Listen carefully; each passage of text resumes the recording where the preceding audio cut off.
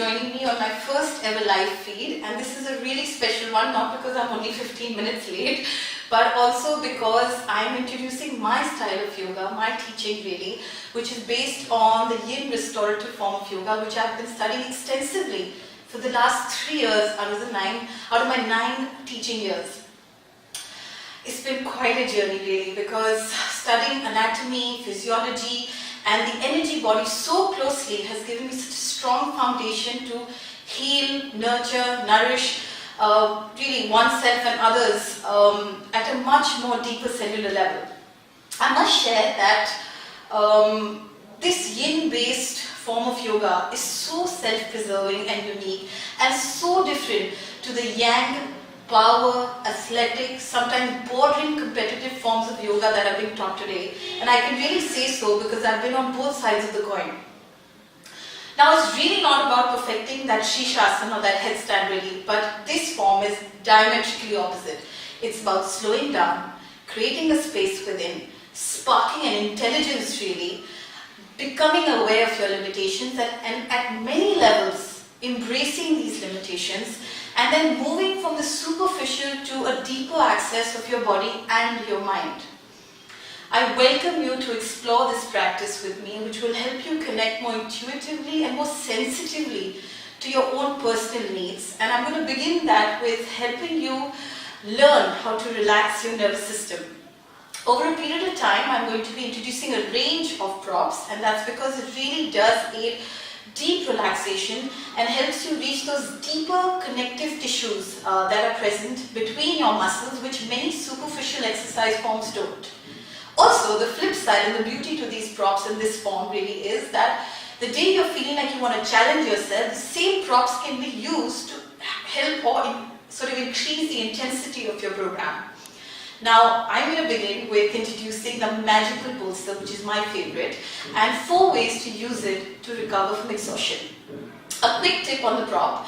Now, the bolster is, the dimensions going to be mentioned on my social media handles, but you can also order a yoga bolster online. And if today you don't have any of that, don't worry, just grab onto 2 pillows which are medium size and not too soft, but do try and arrange for 2 bolsters for your upcoming practices because you will need it.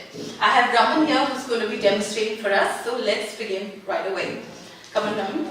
So, the magical bolster, of course, needs the bolster. We're going to begin. So if you're traveling, again, try and get a desired height with 2 pillows maybe, which is of this height. Vertically align the bolster to begin with something called the supported fish. So Raman, come in any cross-legged, easy, comfortable posture really. And the idea of this bolster is to start with relaxing the entire spine. So if you've had a really tough day, this is a perfect way to really get yourself into any practice. So even if it's something that you want to go to the gym after a little while, you probably feel so rejuvenated that you could do something a little more aggressive. But just a little quick tip, try and keep a palm's worth of distance so that you're not really digging your bolster into your lower back and so that it doesn't really hurt it at any point or give it any tension. Then when you take a nice deep breath, inhale and exhale the breath out. Then again take another deep breath, inhale, and then lift the chest up really, which has got the breastbone. Lift that breastbone up, and with the same action, she is going to now find her way onto this bolster. So come, and Raman, you can come and lie down on the bolster. So here she's a little nervous that she's a beginner, but try and lift the chest really and come back. Make sure that you are feeling well aligned, that the spine is in the center of the bolster, and you can have your palms comfortably opening up to the ceiling. Once you do that, let's work with the legs. Bring the soles of your feet together in Baddha Konasana. So the soles of the feet, Raman. Bring it together, both the soles, perfect. Again, here what we're doing is really bringing space in the chest and the abdomen, relaxing the spine, and most importantly, it's a heart opening pose. So what you do is expand the rib cage with good, nice 3 to 4 breaths. Remember, because it's a passive relaxation form, we are hoping for you to stay in these postures for at least 3 to 5 minutes. And right now maybe I may do a little lesser time because we want to do all the 4 ways to use this bolster a little more quickly. But when you're in it alone, try and spend more time connecting with your breath, and each time you inhale and exhale, try and reach the sides of your rib cage more than lifting your chest up and down. So the minute the rib cage expands, what happens is the lungs open up and you're filling the body with some really good prana pretty instantly. Again, with each exhalation, the idea is sort of bring your weight onto the bolster and keep relaxing it. And inhale and exhale for a few seconds. What you can do at home, and probably in other live demonstrations, we'll be putting a little background music for you to connect a little more with this. And when you inhale and exhale, see the rise and drop of the belly as well. Little deeper breaths, Raman, please. Little deeper, right. So again, we'll try and stay in it. And slowly, to come out of the posture, which you should be trying for about 3 to 5 minutes, out of this supported fish, what you should do is always turn on one side. So, little fetal baby position, get off the bolster, put your hand under your head and relax for a few seconds. And once again, a little quick tip, when you're getting out of any of these great passive relaxation ones where the nervous system is sort of priming up to relax, make sure that you don't just jerk up straight. So turn on one side and slowly again sitting up with your eyes closed in Sukhasana or any comfortable cross-legged posture. Keep connecting with what I'm saying about the timing of these asanas. I'm not necessarily really staying or making Raman stay in the asanas for as long as you can really do it. So try and keep a little watch out for about those 3 and 5 minutes, and I'm going to keep repeating a lot about the breath and the time with you. The second one is using the same bolster. The second way is to use the same bolster in a horizontal manner under your tailbone. So Raman, what you can do is lie down first, lying down. And then on your own, slip this bolster under your tailbone and explore that comfortable position really. Little lower, little, alright. Okay. If you feel here that your neck is sort of dangling or sort of getting strained, then what we do is, it's an additional thing you should always have handy, which is a folded towel or a thin folded blanket. Just lift your neck and slowly relax the head again on it. Now, your legs here are important. Bring your toes in slightly. Your feet are a foot distance apart. You can keep your knees bent and explore your breath. The supported bridge really does help in relaxing the lower back.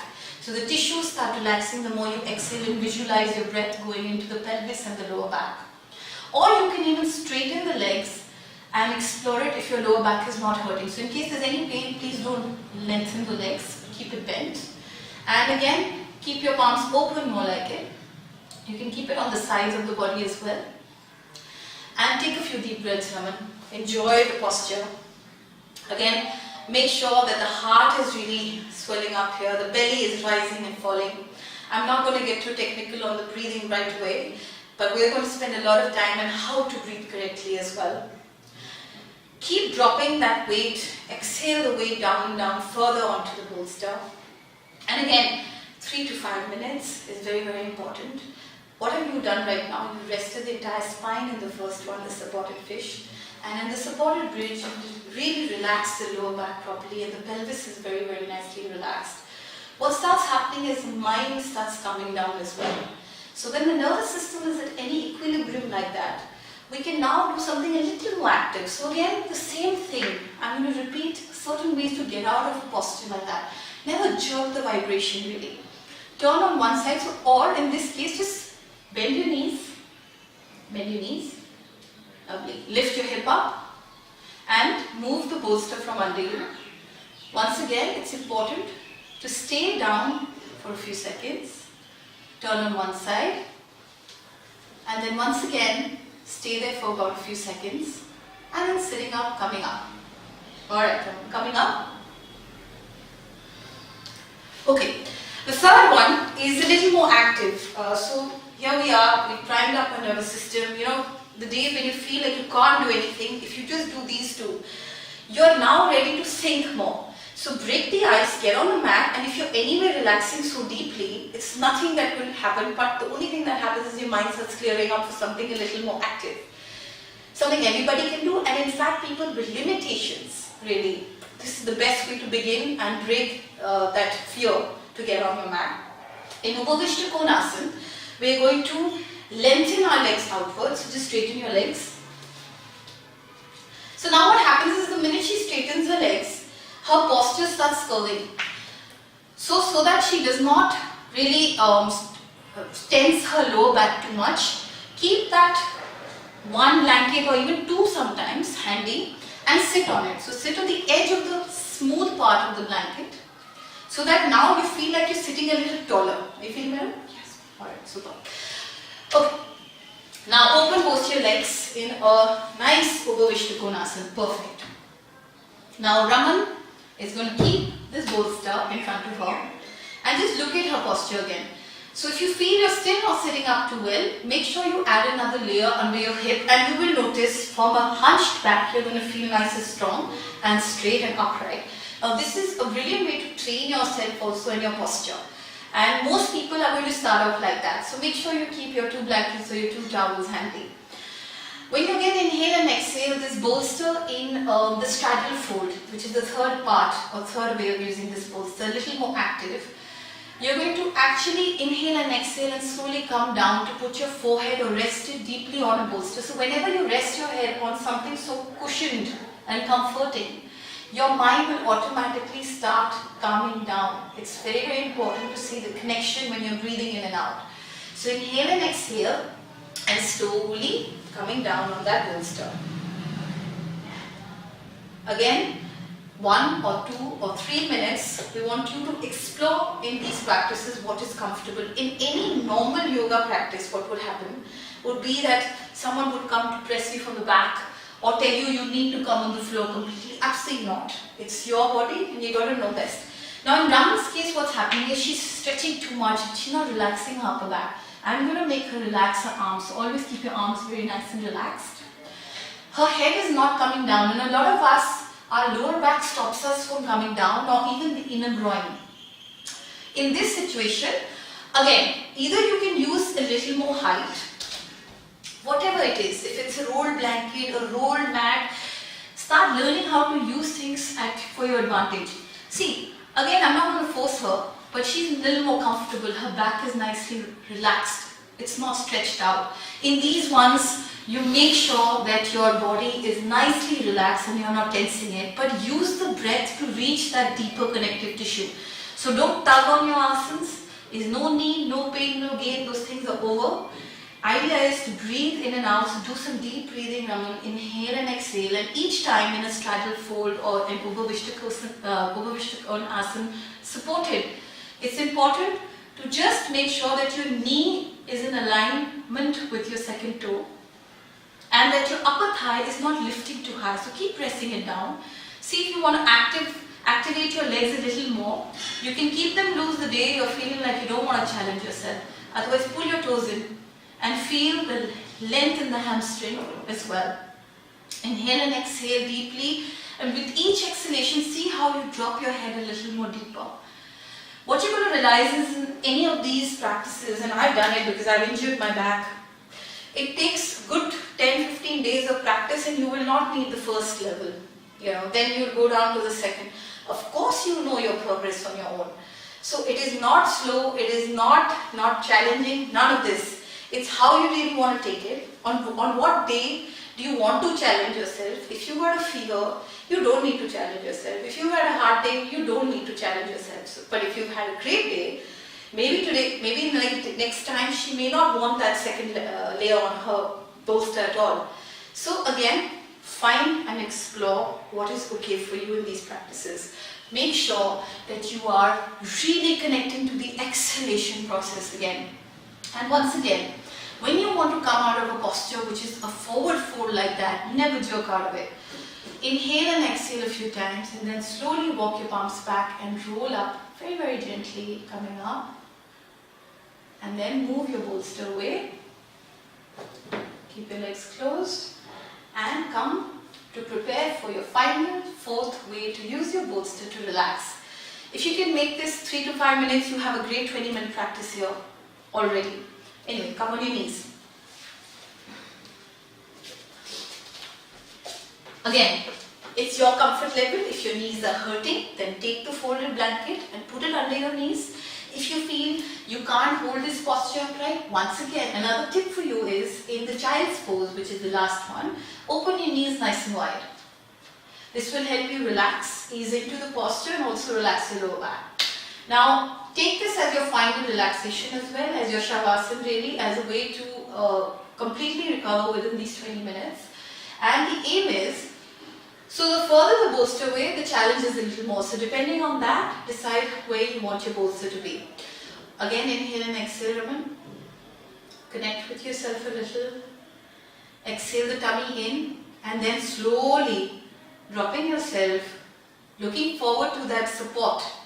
You can hold on to your bolster gently, keep your arms relaxed and rest one side of the cheek. Inhale and exhale into your lower back. See the length that is created. See the relaxation that is there. Breathe. Again, 3 to 5 minutes if possible as a beginner. Connect to the exhalation. Make sure that it's getting longer and slower and smoother. And then after a little while, if you feel you want to, you can change to the other side of the cheek as well. Now, that's the way to relax. Stay there for a few seconds. Make sure then again that you do, when you come up really, you sit in your sukhasana or any comfortable cross-legged posture on a height. Take the 2 folded blankets or 2 towels. Sit there, keep your eyes closed. Don't, again, the vibration of relaxation or the equilibrium that the nervous system has reached now is by far anything that you could do in any other practice. So any restorative way to approach your day, could be in the morning, could be in the evening. Don't come out of it suddenly. Don't answer your phone suddenly. Stay with yourself. A great way to plan maybe the next goal or the next project and spend time on it. So I use it as an icebreaker, especially when I've got a block for anything in life, is to use the bolster in many different ways. Today I've just shown you 4, there are myriad ways to use it. But the beauty is I could use the bolster tomorrow to have a very challenging workout as well. For today, this is what it is. I'm restoring you and I hope you feel a little healed. The pre-recorded version of these videos is going to be on my Facebook handles, but give me a little time because I'm also very new to this. And I'm hoping to have more and more edits of great sequences. As for now, I've been told by my team that I'm supposed to answer a few questions that have come live. But what I'll do is I'm going to just leave it for the next time. And anything that you have for me as a question, please shoot that across. I'll make sure that I answer it to the best of my ability. I hope you have a great day and I'm going to inform you when I go live again. Thank you very much.